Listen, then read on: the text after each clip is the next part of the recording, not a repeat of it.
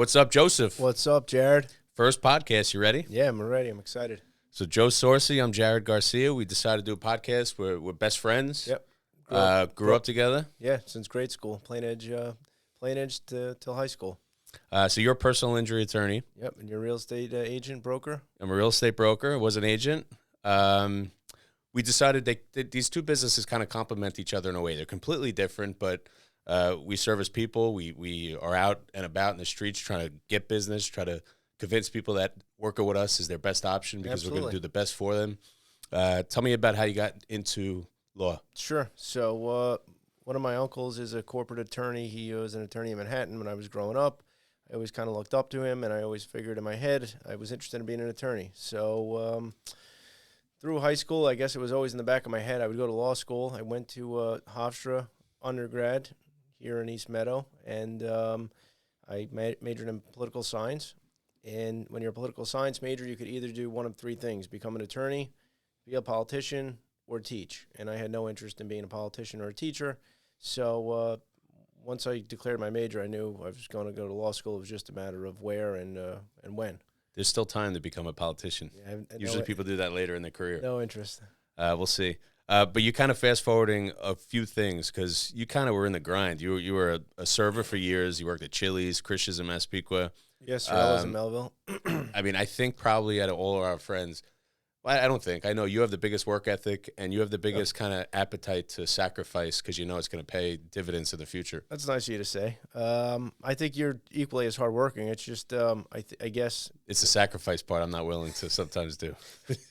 we both made plenty of sacrifices to get here. But, yeah, I don't know. I guess just always knowing I wanted to be an attorney, it was just something in the back of my mind. And I guess we both came up kind of blue-collar backgrounds, right? Hard work, you got to keep working hard. Still to this day, you got to keep hammering. Dude, I remember hanging out in your basement watching whatever game it might be, and you were kind of right in front of your computer studying, maybe not computer, but your desk studying, sort of hanging out with us, but sort of studying at the same time. Yeah, doing a balancing act, you know? Yeah. A couple of drinks, do a little studying, and keep it moving.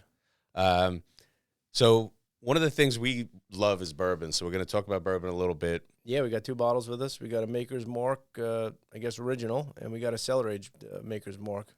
So we're going to talk about that in a minute. We're kind of in the people business, which is important. Huge part of our business. Huge part. Yep. And one of the things I always talked about to my agents is if you really think you're the best person for the job, you need to go out and do everything in your power to get their business because you know you can look in a mirror and feel very good knowing that person's going to be in the best spot possible working with you. So there's some bad reputation and bad lines in your business, like ambulance chasers and all that. Yeah. But at the end of the day, you know that there's probably no other attorney in New York State that's going to do a better job for their client than you. 100%. And I tell my clients from day one that they're getting me as a person, not just me as the attorney. I'm transparent. I know what they need to do to be successful in a case from the very first day. And, they get my cell phone number. They have access to me 24/7. So I always put their interests first, and I handhold them through the whole process. So they're confident and comfortable throughout that they're getting the best representation possible. And I think if you're that aggressive, but you have that kind of compassion that you're really there to help somebody, it doesn't come across as sales breath. It comes across as a passionate person that loves what they do. Right, and I care about you. And end of the day, I'm your attorney, and I have your best interest in mind. And when it's the opposite, and you're sort of that aggressive, but you're doing it for all the wrong reasons, you could smell that from a mile away. It's just you feel it. It's just you know it. You could smell the bullshit because I've spoke with a number of people where they're aggressively pursued off the bat after an accident, whether the attorney finds out about it through not the best means or whatnot. And as soon as the case is signed up, the attorney's gone. And then the person's, left just speaking with the paralegal who they barely hear from. And they'll call me and be like, I don't know what's going on with my case. I haven't heard from my attorney in months or 6 months, a year. And, the one thing I said is, like I said, they get my cell phone number. So they could reach me anytime they want, text me, call me, and I'm always available. And they appreciate that, the access. I've had a client who came up to me and said, I'm thinking about selling, my co-op. Can you tell me what it's worth, and can you help me? So I did all the things I do. So I always meet with somebody first, see the property before I can determine kind of valuation, learn what their goals are, right? Because if somebody needs to sell tomorrow, my strategy is going to be a little different than if somebody needs to sell within a normal time frame. Circumstances So dictate. A lot of time, a lot of effort, putting all this stuff together, a nice report, provided it to them. And then they went and called me. They actually dodged me a little bit here and there. Okay. And then finally picked up the phone and said, Jared, I'm sorry, but I actually am selling it to my friend for X, and there's no commission. Sorry. I think 9 out of 10 realtors would have been like, screw you, I'm out of here, and it just would have been done. Right. The relationship would have ended. Right. Both parties would have been very pissed off. Lose my number. And I said, no problem. That sounds like a great deal. I don't blame you. Good for you. Yep. And I swear to God, a week later, he said, by the way, my girlfriend inherited a house and they need to sell. I went, sold the house, made some money. But how you handle people and how you deal with people is important. And for you and I, we're thinking a year down the road, 2 years down the road, 5 years 10 years down the road. Right. Because we're in this business for longevity and to do the right thing and be staples in our community. There's no residual in our businesses. No. None. So, you're only as good as the client that retains you that day. And then hopefully you get another referral and another referral and another referral. Because once you sell that house, once I settle that case, there's no residual thereafter. Which I think about all the time that, of course. There's benefits to being in that residual business. Of but course. We're not in it. No, we're not in it. But that also, that's what pushes us to be who we are with the clients that we have, that we want them to like us and know that we're doing the best for them. So that way, if a family member or a friend needs our services, they're confident to recommend us. Yeah, referral business is big. So we got some bourbon here. Yeah, 2 good bourbons. So one of the things we love is bourbon. I wouldn't say we're experts in it by any means necessary, but we're drinkers of it. Yeah. We are collectors of it to a degree. Oh, yeah. I probably have at least 10 to 15 bottles at my house. Yeah. Different bourbons, different years, different types. It's nice to try different things. So right now, 2023, they released, Makers Mark released this Cellar Aged. And what they did basically is on the side of their distillery, they carved out the mountain was a limestone mountain, and they basically carved out and made this limestone cellar. Okay. So typical Makers Mark, it's aged, I believe, 6 to 7 years, and they're stored in the rick houses. So they put them in these barrels, they store them in the rick houses, and there's drastic temperature changes. No control. No climate control whatsoever. No air condition, no heat. No. So you think about how long has the bourbon business been around? For hundreds of years. Yeah, hundreds of years. So back then there was no AC. So drastic changes, 130 degrees in the summer, which is kind of crazy. Imagine drinking 130 degree bourbon. No. You'd burn yourself. Yeah. And that kind of gives it, I guess, some complex flavors and all that. What Makers Mark decided to do, and they did it secretly, believe it or not, and just announced it, I believe, recently. Okay. They store the regular Makers Mark into these limestone cellars at a climate control for another 6 or 7 years, and supposedly the flavors are bomb. So okay. I was fortunate enough to get a bottle. Yeah. So that's like 13 years old then, the cellar aged? Approximately, yeah. Oh, nice. 11 to 13 years old, I believe. Yeah. So any bourbon experts out there that want to correct me and drop a comment, have at it. But I think I'm pretty close. And there's a lot of hype. There is a lot of hype around this. It's a 2023 release. It's their first release of this kind of cellar aged. And we're going to give it a go. So we got regular Makers Mark, and we got the cellar aged. We kind of determine what we like the best. What's the price point for someone that's starting to drink bourbon or likes to drink bourbon? Like Makers Mark is what, and the cellar aged that they want to splurge a little bit is what? Yeah. So I think there's a lot of really good bourbon out there for that $30 to $40 mark. Yeah. So for anyone starting, some of my favorites are, I love Knob Creek. Yep. Their rye and their bourbon is just awesome. If I'm out at a bar just looking for something simple, Bullet is sort of a go-to for mine. So those are two that are very inexpensive, $35, $40 you could get. This cellar aged, and one of the interesting things about some of these rare or these hyped up bourbons is the MSRP is not that much. So the cellar aged was $150. But there's two challenges in that. One is to find it. Right, availability. Tough. The other one is if you do find it, it could be really expensive in the secondary market. So I was looking at this bottle. It was like they were asking $500-$600 in the secondary market. That's crazy. It's like Pappy Van Winkle. It's half that, right? Yeah. Pappy goes for like $100-$150 secondary market. A 10-year, $1,200. 23-year over $2,500. And the bourbon market's interesting too because there's so much. Me and you are one age demographic that is so into bourbon now. So the market for it is pretty substantial. You talk about supply and demand with housing. There's only so much supply and there's a lot of demand for it. So it gets expensive in the secondary market. And you also have people, going from store to store trying to find things as it gets released. Yep. So interesting stuff. So what does it look like? We poured a little bit out here. We got the regular Makers, then we have the Cellar Aged. So as you see, the regular Makers is much lighter. Much lighter, yeah. Significantly lighter. Almost like a caramel color. I would say that. Yeah. I should have looked up like adjectives for bourbon, because there's certain terms you're supposed to use. Try it. Let's give it a go. Cheers. I mean, it's a smooth. Very smooth. It's a smooth bourbon. Yeah. It's got a little bite to it, but great flavor. Yeah. Really good. Yeah, for a $40 price point, you can't beat it. You can't beat it. And believe it or not, I didn't know this until I was researching the Cellar Aged. Every bottle's hand dipped in the wax. Oh, really? And if you go to the store and you see these hand dipped bottles of Makers Mark, everyone's different because they're hand dipped. Right. So depending on who's dipping them, it's unique. They'll go a little deeper, and then it's got more of a wax stem on it. Yep. And then some of them just do the tip, and then it's got the pieces that come down. A little bit. Apparently it's a preference. It's a personal preference. So as you're shopping for your Makers Mark, get the type of wax you like. Every bottle's different. Every bottle's different. All right. So now we're going to try this hyped up Cellar Aged. Is it worth the hype? Is it worth the money? Yeah. You can tell the color is much darker. Color's a lot darker. It's almost like a reddish brown. The nose is like smooth. There's not much there. It's similar to the other one. Yeah. A lot of caramel, I think. Wow. Yeah, much more It's flavor. got a bite. Much more flavor, much Spicy. more bite. Yep. Almost like a rye. Yeah. That's pretty good. Yeah, delicious. Drastically different. I was curious if it was going to be different at all. Yeah, no, it's delicious. What's some of your go-to bourbons? Two of my favorites are Michter's and Basil Hayden. So Michter's makes a bourbon, a rye, a sour mash, and an American whiskey. American whiskey is actually my favorite. They're all around $45. They're all delicious. The rye's a little spicier. The sour mash is a little sweeter.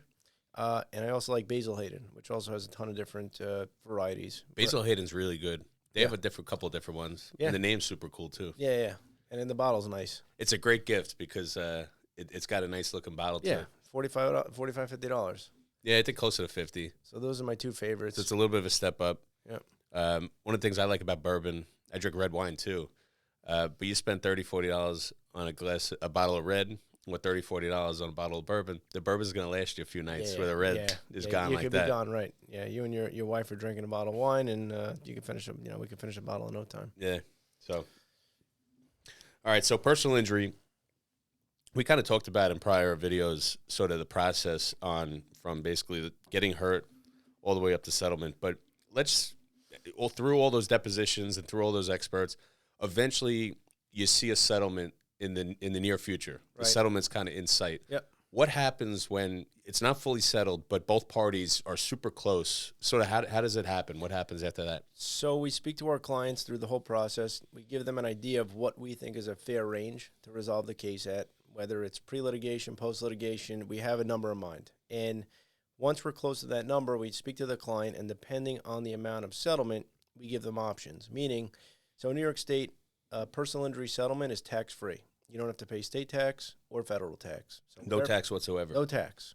It's almost like cash. You get a check, and that money is yours. And you also get a letter from the law firm, just corroborating everything if there's ever any type of audit, but the money is tax-free. And the clients that get a more substantial settlement amount based on their injuries, we give them options. They could either take the money and do whatever they want with it, right? Or if they like, they can do what's called a structured settlement. So the insurance company, which we settle with, would rather than pay the client, pay an annuity, and then the client could take that money over time, which is helpful on a more substantial settlement if a person wants to use it towards retirement. Because if they take the money that they get, it is tax-free, but if they invest it after the fact, all the gains are taxable. Gains only. Correct. As if you and I were to invest any money. Yeah. The money we invest is taxed, right? And then the gains are taxed. Personal injury, the settlement's not taxed, but the gains are taxed. So a structured settlement, the gains are not taxed. So at this point, where we are in the 2023, the structured settlements are offering like a guaranteed 5%, right? So to get that in the market, you would need to get 8 or 9% to break even, because that 8 or 9% is going to be taxed. Now, if you put in an annuity, is this sort of like the lottery? If you get an annuity, you get more money, or it's the settlement, and then you have the choice of either putting an annuity or not? The client, so the client has to make the decision before the money gets dispersed. Okay. And the money gets paid directly to the annuity. The client, if they want to go that route, choose whatever annuity they want. They could take it over 1 year, not 1 year, but 5 years, 10 years. They could kick it 10 years down the line. Sometimes the court forces an annuity, right? On an infant case. So children. Yeah, because a minor can't take possession of their money until they're 18. So we don't have many, but we have some cases where there are children that are injured, and we'll have a settlement. We just settled one maybe 2 months ago for $200,000. So the kid, I think, was 13. It was a bad car accident. That was the maximum available between the two policies. And the $133,000 that the client got went into a structure. And on that money, I think for 5 years, he ended up making maybe $30,000 or $40,000 in interest over that time. That if it's in a savings account, he's making nothing. Nothing, yeah. So so we tell the clients, and I give them the option. It's up to them. They have full transparency. They make the decision. But sometimes the clients want to take the money, and if they get a substantial settlement, especially if it's like a younger couple or a married couple, they may want to buy a house with it. So then, I would, if it came to it, I'd make some suggestions, and then if they get the money, and here's where you come in, I just came into $200,000-$300,000. It's my down payment for a house. What would you make a suggestion from that point? Well, so one of the interesting things you mentioned is that it's tax free, but the gains would not be. So, right. Talk to an accountant, of course. But if you bought a primary house, and let's say you kept it for 5, 6, 7, 8 years. So you took that money, you bought your primary house that you live in. If it's a married couple, when you sell it, there's no capital gains, no taxes. If the house goes up in value. If the house goes up in value. So you take your acquisition, whatever you bought it for, whatever appreciation you developed over those 5, 10 years, each spouse gets up to $250,000 in sort of free, no capital gains credit. Okay. So 2 people, that'd be $500,000. So assuming that you accrued less than $500,000 in built-in equity over those 5 or 10 years, that money would be tax-free as well. So you could really have your cake and eat it too by buying your primary house, and then who knows what you would do? Maybe sell it, move down south, whatever that might be. Right, and that's just all money made. I would imagine some people that get these settlements already have some sort of housing. So even if they're renting, maybe they buy, maybe they own, maybe they rent, but whatever there is, they're in some sort of situation that doesn't need to get shaken up. Right. So in that case, somebody could decide to buy an investment property. Yeah. And what happens if they want to do that? Yeah, so you could decide to buy maybe an investment property in the area that you live in, okay, and you would be a hands-on landlord, right? So you get the call if the toilet doesn't work, you collect in the rent. You're very hands-on, and some people want that. Some people like to be able to drive past that house. They own it. Right. And their name is on the deed. Their name's on the deed, and it's theirs. And that's one option. One of the drawbacks in New York State is a very tenant-friendly state where there's lots of protections for tenants. So God forbid you get one of those bad tenants like that aren't paying. You're looking at 6 to 8 months before you could get that person out. And that's if everything goes well in the court system. On average, 6 to 8 months. But yeah, in some horrible situations, such as there's COVID. you had COVID. I've talked to multiple real estate investors, and I know a few that had non-paying tenants prior to COVID, and all the way through up until about 2 months ago, they were still not paying, and they finally got out about 2 months ago. That's insane. So you're talking 3 years. 3 years of no payment. No and money. if you think about it, if you have one investment property, it's crippling. It's because you still got to pay the crippling. mortgage. You still got to pay the utilities. Yeah. You still got to pay the electric, right? Because you don't want the pipes to burst.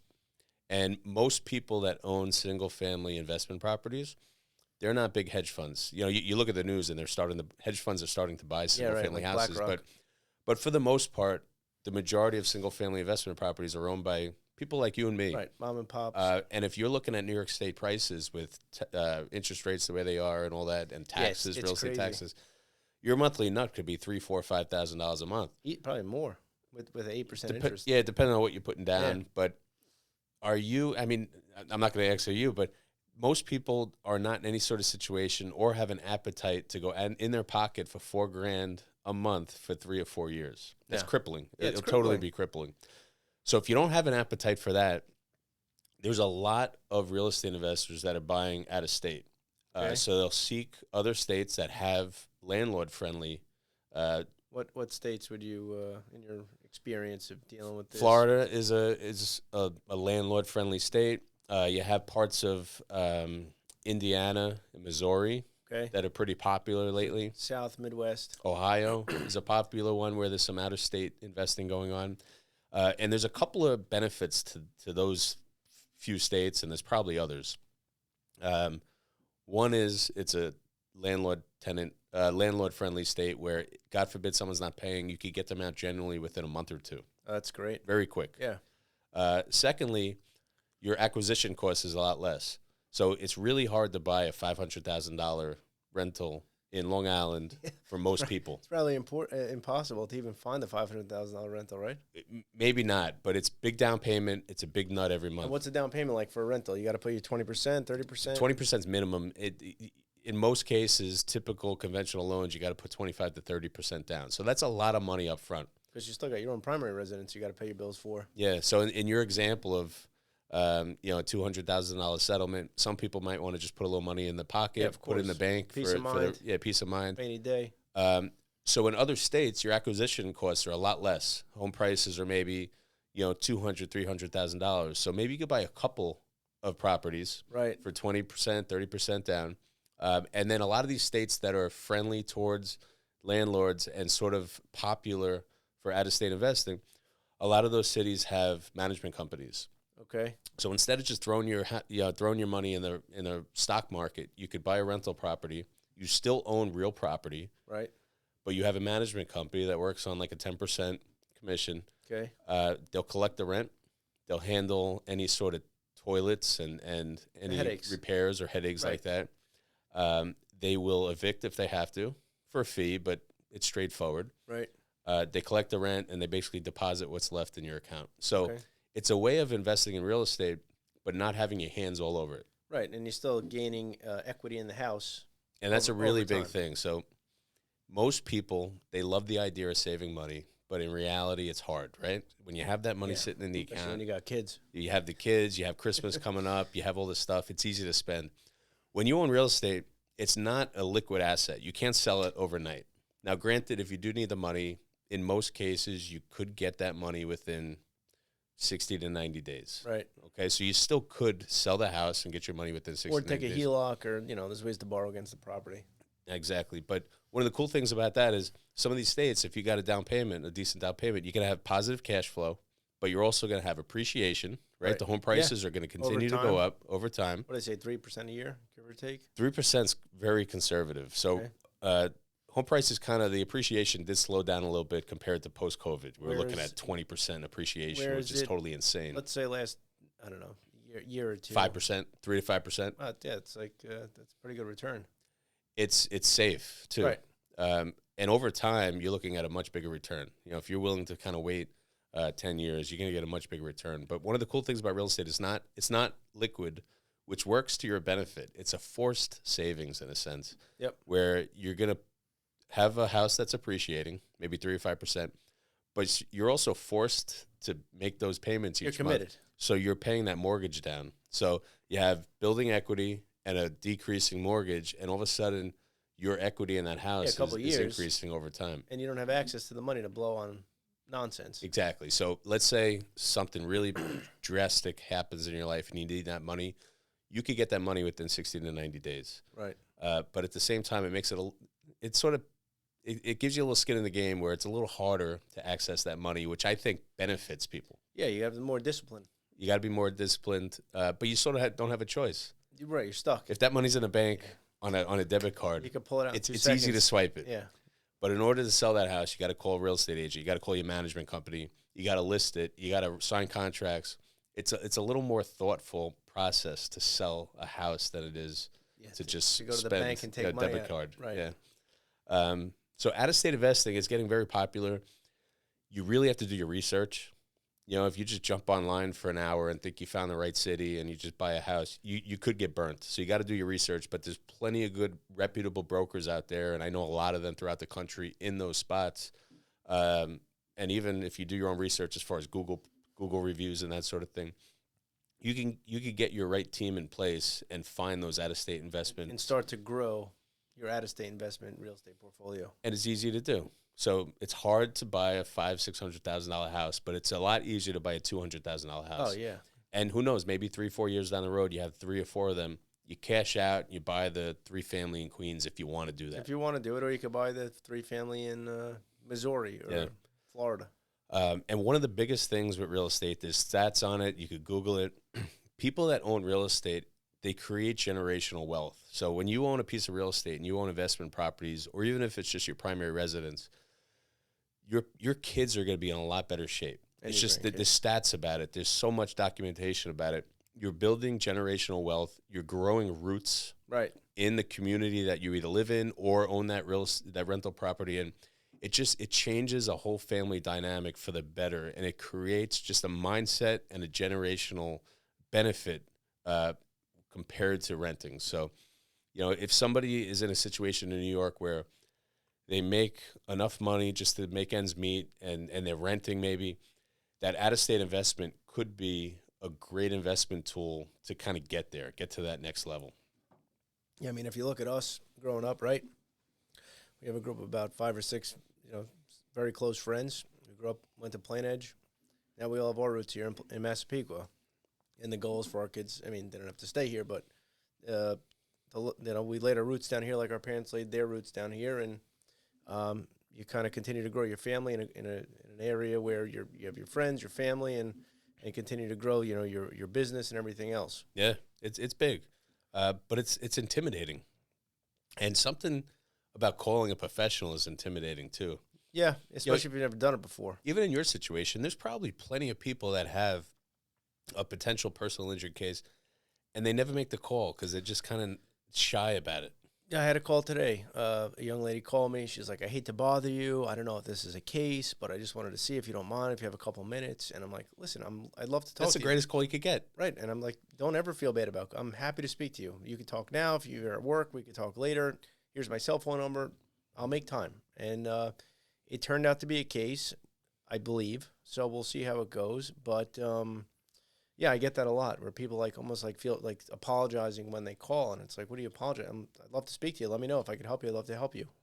You almost need like a information form, like instantly see if you get a case. Fill out this form here, and all of a sudden they'll say, "Oh, that's not so intimidating. I could fill out this form."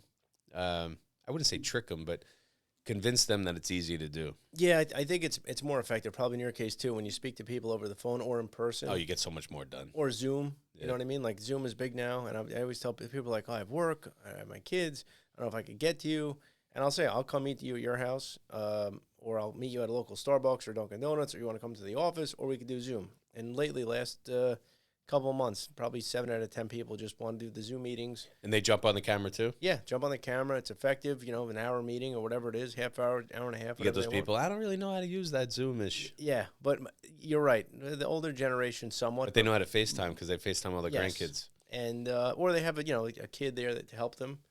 And it's very effective. And a lot of times, sometimes it is a case, sometimes it isn't a case. In your case, sometimes it is business, sometimes it isn't business, but it can never hurt to talk. Social media is crazy because when we got into Facebook, like I remember my wife went to a school that had Facebook. Social media is crazy because when we got into Facebook, like I remember my wife went to a school that had Facebook on. I don't know if it was like one of the first segments, but early where I didn't have access to Facebook. Right. And I hated the fact that I didn't know what it was, but I'm like, she has Facebook and I don't. Yeah. And then all of a sudden, and then finally, like the next wave of colleges got Facebook. So it was exclusive only to colleges. If you didn't have an email without an edu, you did not have the ability to go on Facebook. So it was like the super in thing. And now Facebook's for grandmas. Yeah, nobody has Facebook anymore. And Instagram was that next thing. So all the older demographic went to Facebook, and now Instagram is where all the grandparents are to see their grandkids, and all the stuff that's going on in their children's lives.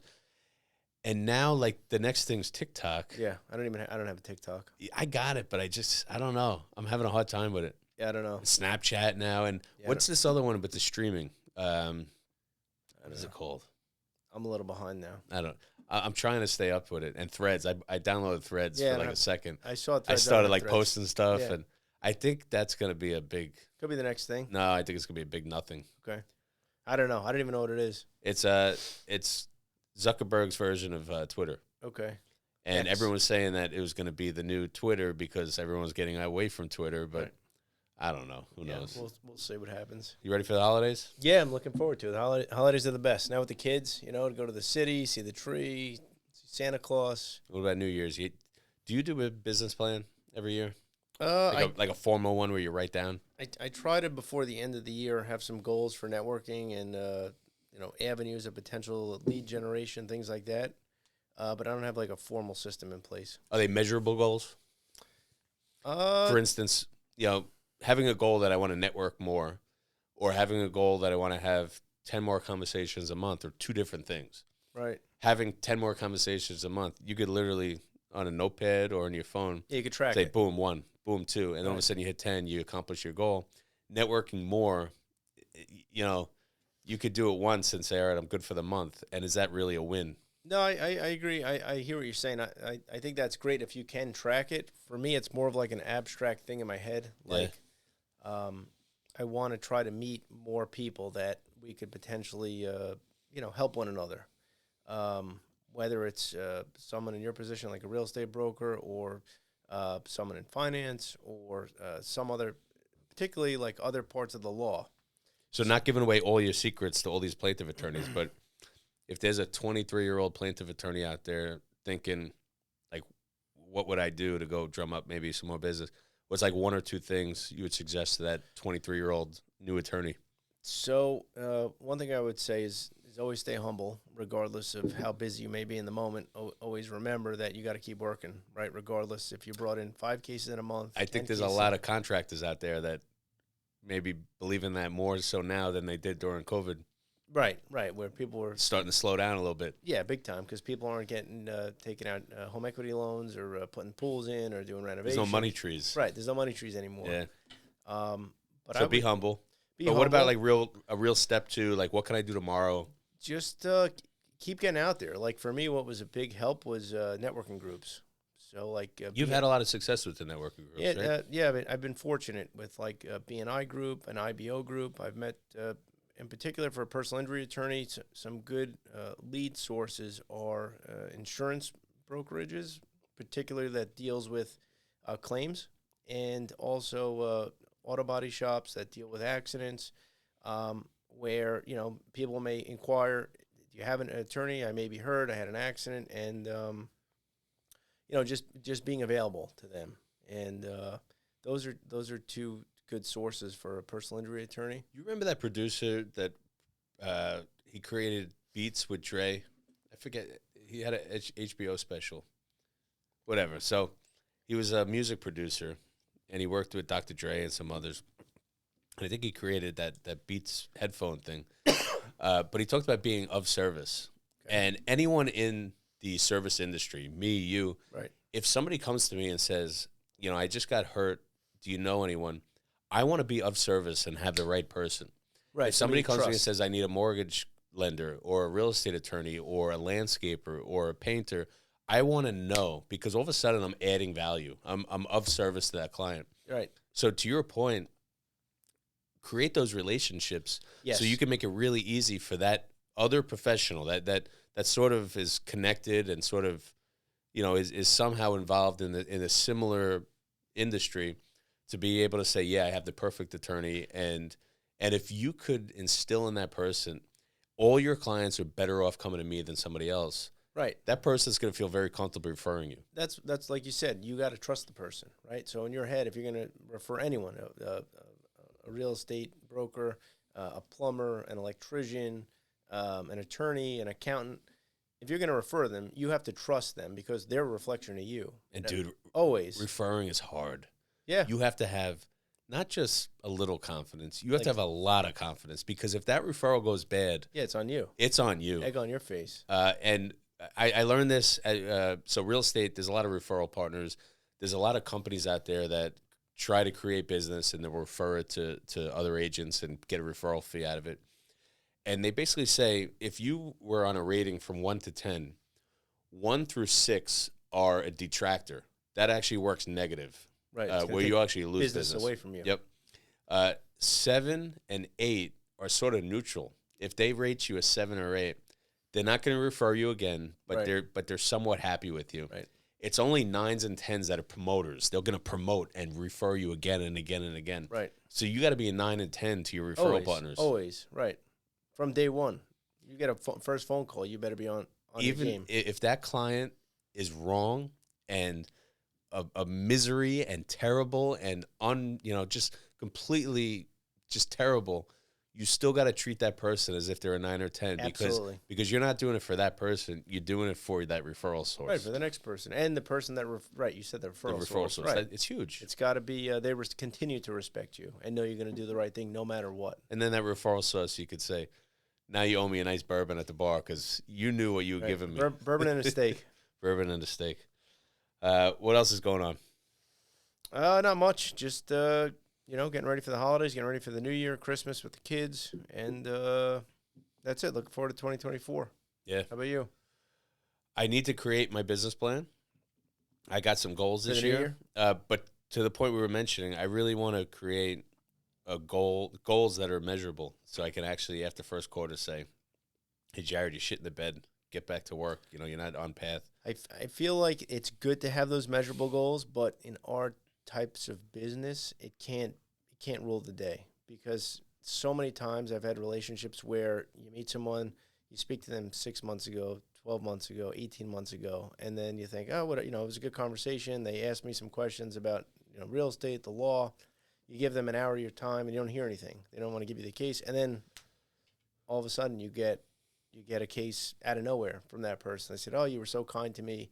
You gave me your time. But I think that's why you need the measurable goals. So let's say you're going to ancillary services, insurance companies, other lawyers that don't specialize in your specialization, whatever that might be. So your goal is to go make those introductions.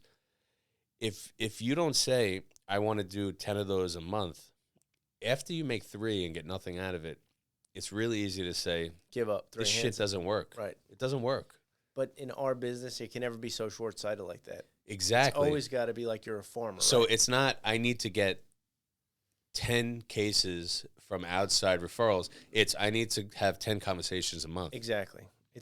I agree with you on that. But my point is it can't be based on tangible results. Correct. In the short term. Correct. Like I always say in our business is, as an attorney, as a real estate broker, we're farmers. We're not hunters, right? So you're just always trying to plant seeds and keep planting seeds and planting seeds and planting seeds. And the more seeds you plant, meaning more relationships you facilitate and create, the more opportunity you have, and vice versa. The people that you meet, you could potentially give them business. So in our business, as far as referrals, we look at leading indicators and lagging indicators. A lagging indicator is something lagging. It already happened. So to get those 10 cases from outside referral sources, that would be a lagging indicator. If you had a goal just for a lagging indicator, you would never get there. Right. But your leading indicators is the things you do to get that. And maybe it's 10 conversations a month with brand new potential referral sources. Right. So yeah, your goal's not the lagging indicator, of getting 10 cases. Your measurable goal is, am I having those? Am I doing enough? Am I doing enough? Right. And then you could see based on when you get the client, where's it from? And then you see, where did I meet this referral source? Yeah. How long ago did I meet them? What can I do to better the relationship with that person? Should I get lunch again? Should we get dinner again? Whatever it is. But I think it's just mindful to not, and that's what we discussed before, like what would you suggest to a new person in either real estate or a law? don't get discouraged. You got to just every day or every week or every month continue to be out there. If you believe in the recipe, you can't just stop mid-recipe and just say it doesn't work. Right. You got to follow it through. Keep hammering. Yeah, keep hammering. Yeah. I like that. Dave Goggins. Let's end with a couple of restaurants in Long Island that are like go-to restaurants. Like if you haven't been there, gotta go. My favorite restaurant, Long Island's Toku in Manhasset. Love it. I love it. I love it. And you love the Peckling duck, right? Yeah. The it's not my thing. I like it. It's delicious. Well, you don't love it as much as Will? The crispy rice is the best thing. All right. Because Will just goes nuts for it, right? Yeah, Will loves it. The crispy rice at Toku is the best. Every time I hear him talking about the Peckling duck, he's just, yeah. You know? We have to throw that in there. Yeah. What about you? What's your restaurant go-to? Yeah, it's really interesting. So one of the things I loved in Massapequa before it closed down was Ginza. Ginza Sushi. Just opened, right? Unbelievable sushi. Cinnabar or something like that? So Cinnabar opened up in that location. Pretty cool spot. Yeah. Chinese. Haven't been there yet. Chinese Asian fusion. Looks delicious. Their dish presentation is stellar, but Ginza opened up again in Levittown. Okay. In the Old Thai show.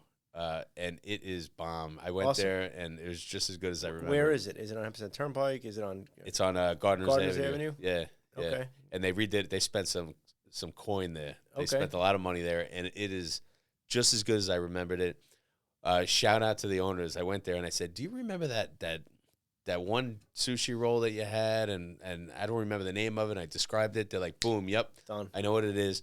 But it required a ton of chopping of some pepper. It was like spicy. And I guess that's probably why they don't have it on the menu. And they said they usually pre-make it. Okay. So I heard them for like 20 minutes chopping, like just nuts, chopping.